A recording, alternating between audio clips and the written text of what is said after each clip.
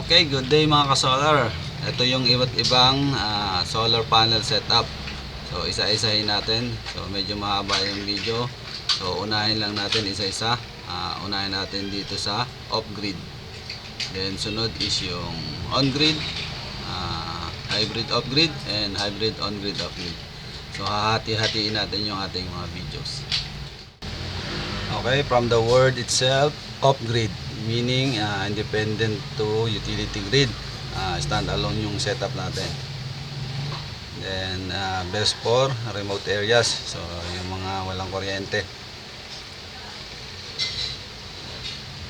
Then sa mga small load lang, so limited load.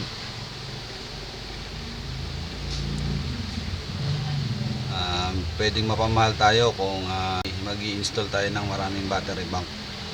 Tapos yung ating solar panel lang ang way of charging natin sa ating battery bank.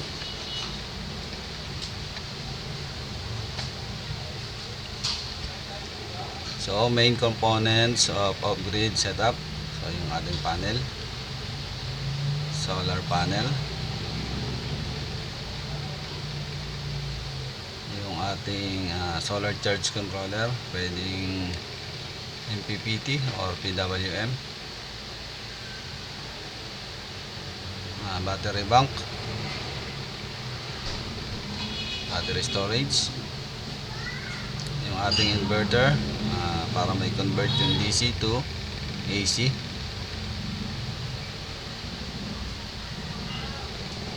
So wiring na tayo ng off-grid. So ilagay muna natin yung ating mga components. So then ilagay natin yung wiringan natin. So lagyan na rin natin ng safety breakers, battery breaker, AC breakers with SPD. So ayan, positive negative,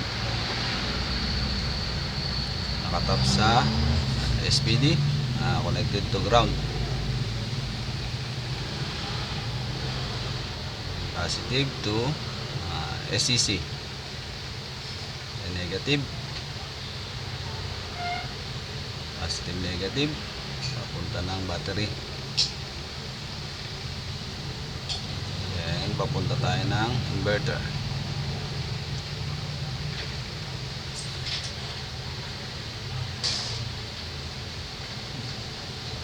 Then papunta sa AC load. Nadaan muna natin sa ating safety breakers, connected also to the ground, then to the load. So yan yung AC household natin, household load.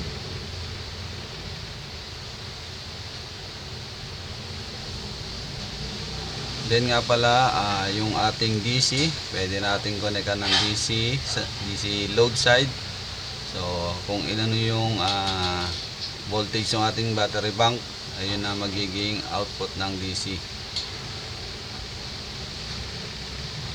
Ayan, pakiprint na lang yung diagrams and wiring para sa inyong mga reference kung gusto nyo mag-build ng off-grid setup. So madali lang yan, sundin nyo lang isa-isa. So nandyan naman lahat.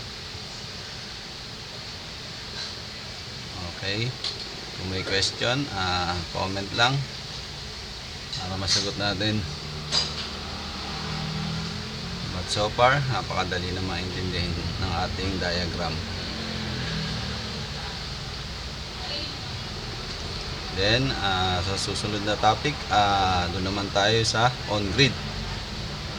Gagawin din natin ng diagram para sa ating reference sa pag-build ng on-grid system.